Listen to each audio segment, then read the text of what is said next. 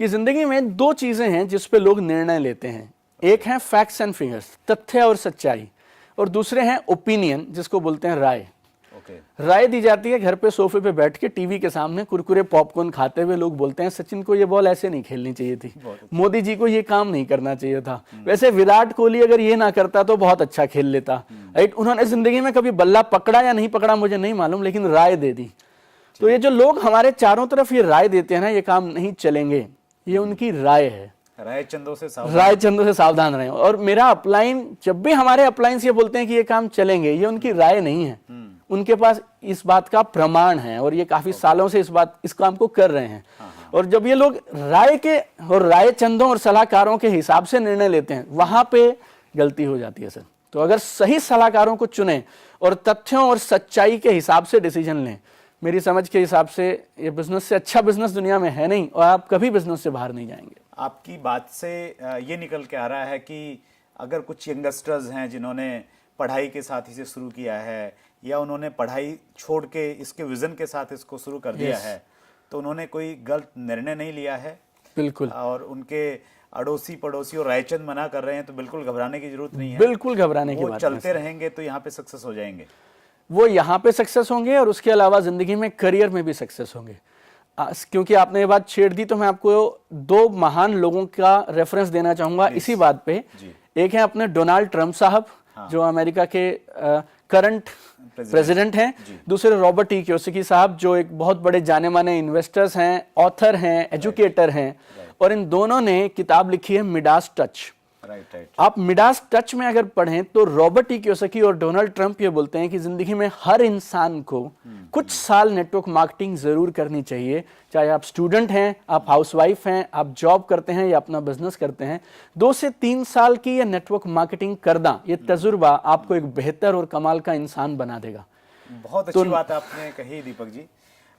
हम लोग जब अमेरिका की बातचीत करते हैं, चूंकि इंडस्ट्री वहां से शुरू हुई जी, हम देखते हैं विल क्लिंटन के बहुत सारे वीडियोस हैं जिसमें वो अपने नागरिकों को ये कह रहे हैं कि आप डायरेक्ट सेलिंग इंडस्ट्री में आइए। डोनाल्ड ट्रंप साहब की बात आपने की जी। तो क्या कभी ऐसा होगा हमारे देश के प्रधानमंत्री बोलेंगे लोगों को कि भाई अगर आपने भारत को सोने की चिड़िया बनाना है, हमें महाशक्तिशाली बनना है, स्पेशली आर्थिक जगत में, बिल्कुल तो डायरेक्ट सेलिंग में आना चाहिए? आपको लगता है ऐसा दिन आएगा? ऐसा दिन आएगा और बहुत जल्दी आएगा। इसके प्रमाण ऑलरेडी हमें देखने को मिल रहे हैं। अगर आप फिक्की की वेबसाइट पे जाएं और उनकी रिपोर्ट्स हैं कुछ, अगर आप उन रिपोर्ट्स को स्टडी करें तो उसमें एक रिपोर्ट है डायरेक्ट 2017 या डायरेक्ट 2017 या 16, इन दोनों में से एक रिपोर्ट है जिसमें वो ये बोलते हैं, उस रिपोर्ट का टाइटल ही अपने आप में बहुत प्रेरणा देने वाला है। वो बोलते हैं contribution of direct selling in building India. और वो रिपोर्ट करीब 45 पेज की रिपोर्ट है, और फिक्की अपने आप में करीब 90 साल से पुरानी संस्था है। और अगर फिक्की ने इस रिपोर्ट को अपनी वेबसाइट पे 40 पेज की रिपोर्ट को रखा है, और उसमें ये साफ साफ आंकड़ों के साथ बताया गया है कि डायरेक्ट सेलिंग ने किस तरह से make in India, startup India, skill India, women empowerment और डिजिटल इंडिया, ये पांचों गवर्नमेंट के प्रयासों को नेटवर्क मार्केटिंग और डायरेक्ट सेलिंग किस तरह से मदद कर रही है, वो अपने आप में काबिले तारीफ है। और जब फिक्की जैसी नामी संस्थाएं जो इंडस्ट्री के एक तरह से बोलिए इंडस्ट्री की आवाज हैं, they are called voice of the industry, right, अगर उनके वेबसाइट पर और उनके माध्यम से इतनी जबरदस्त रिपोर्ट्स पेश करी जा रही हैं, प्लस फिक्की और केपीएमजी की एक और रिपोर्ट है जो डायरेक्ट 2016 में थी, और वो बोल रहे हैं कि 2025 आते तक हिंदुस्तान में 1,80,00,000 लोग डायरेक्ट सेलिंग करेंगे।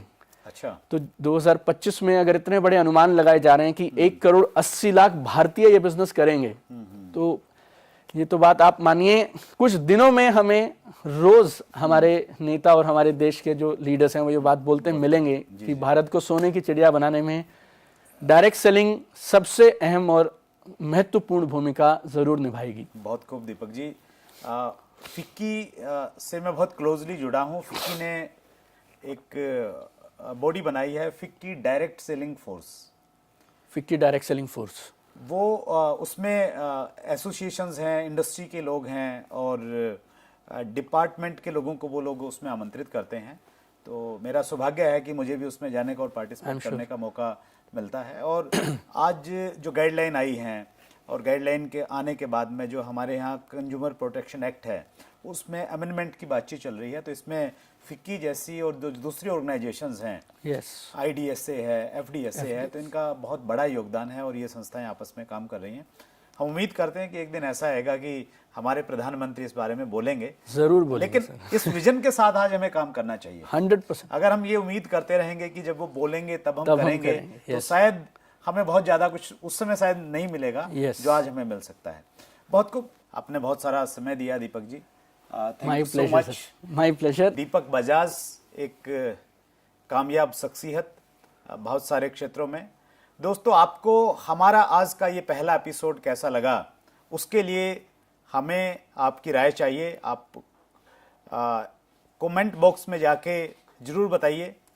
इस चैनल को सब्सक्राइब कीजिए और नीचे जो बेल आइकॉन आपको दिख रहा है उसको जरूर दबाइए ताकि नोटिफिकेशन आपके पास में आती रहे। और इस कार्यक्रम में आप किन लोगों को सुनना चाहते हैं, किन लोगों से रूबरू होना चाहते हैं, उनके नाम आप जरूर लिखिए नीचे कमेंट बॉक्स में जाके। हम प्रयास करेंगे कि वो लोग जिनको आप सुनना चाहते हैं हम आपसे रूबरू करवाएं। बहुत बहुत धन्यवाद।